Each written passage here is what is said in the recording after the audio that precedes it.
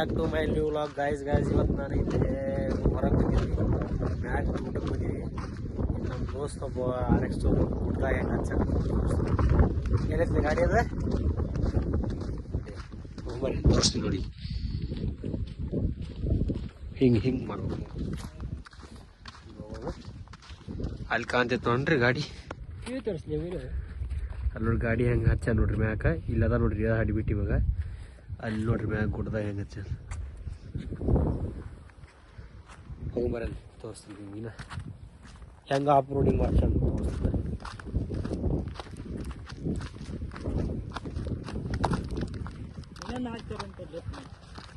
ಅದು